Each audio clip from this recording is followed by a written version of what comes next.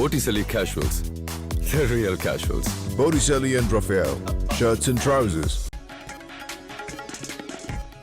NEET தேர்வை ரத்து செய்யும் ரகசியம் தெரியும் என்றவர்கள் தற்போது ஒன்றிய அரசுக்கு தான் அதிகாரம் உள்ளதாக சொல்வதா? தமிழக மக்களை ஏமாற்றிவிடலாம் என்ற ஆட்சியாளர்களின் எண்ணம் ஈடேறாது என்றும் விஜய் கருத்து.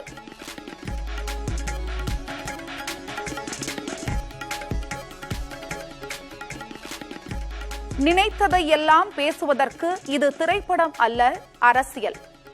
நீட் தேர்வு ரத்துக்கு எதிரான போராட்டம் தொடரும் என்றும் அமைச்சர் சிவசங்கர் புதிய தலைமுறைக்கு பேட்டி.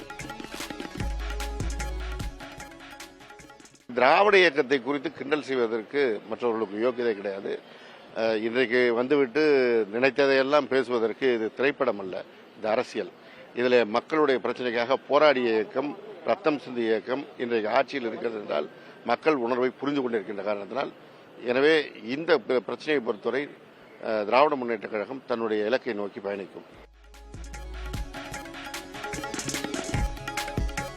அரசியல் உள்நோக்கத்தோடு ஆளுநர் RN ரவி செயல்பட்டு வருவதாக சட்டப்பேரவையில் முதலமைச்சர் மு.க. ஸ்டாலின் குற்றச்சாட்டு. தான் வகிக்கும் பொறுப்புக்கு இழுக்கு ஏற்படுத்துவதாகவும் விமர்சனம்.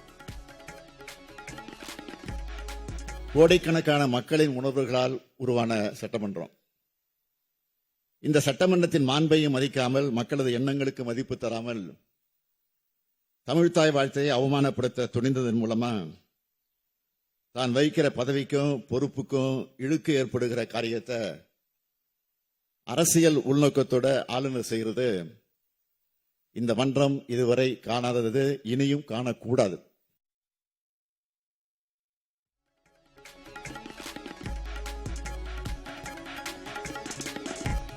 பொள்ளாச்சி பாலியல் வன்கொடுமை விவகாரத்தில் முதலமைச்சர் மு.க. ஸ்டாலின் கொடுத்த ஆதாரங்களே உண்மை. சட்டப்பேரவையில் சபாநாயகர் அப்பாவு தீர்ப்பு.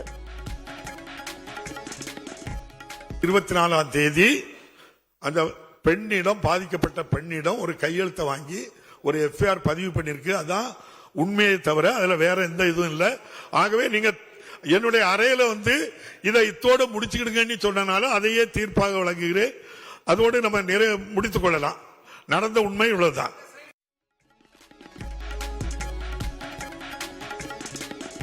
பெண்களுக்கு எதிரான பாலியல் வன்கொடுமைகளுக்கு அதிக தண்டனை விதிக்கும் சட்டம். தமிழக சட்டப்பேரவையில் சட்ட திருத்தம் நிறைவேற்றம். 2025ஆம் ஆண்டு தமிழ்நாடு ஊராட்சிகள் திருத்த சட்டம். அலுவலர்களை நியமிக்கும் சட்ட மசோதா. அதிமுக, பாமக ஆகிய கட்சிகளின் எதிர்ப்பை மீறி சட்டப்பேரவையில் நிறைவேறியது.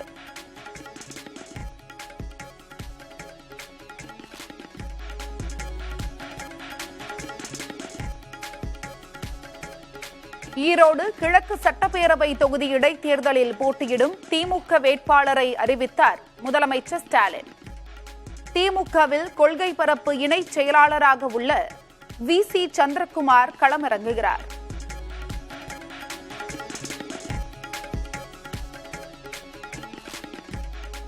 விட்டுக் கொடுத்ததற்காக காங்கிரஸ் கட்சிக்கு உதவியையோ உரிமையையோ திமுக கொடுக்கும்.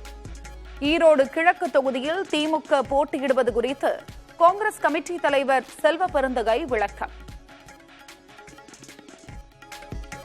தலைமை எடுக்கின்ற முடிவுக்கு அனைவரும் ஒத்துழைப்பு கொடுப்பார்கள், கட்டுப்படுவார்கள்.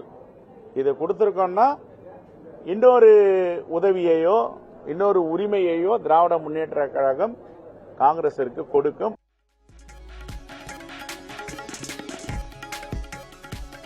அமெரிக்க அதிபர் தேர்தலில் மீண்டும் போட்டியிட கமலா ஹாரிஸுக்கு தகுதி இருப்பதாக பைடன் புகழாரம்.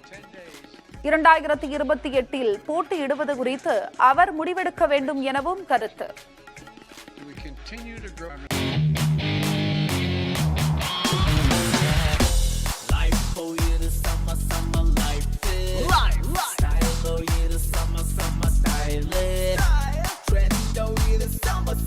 Botticelli Casuals. The real casuals. Botticelli and Raphael, shirts and trousers.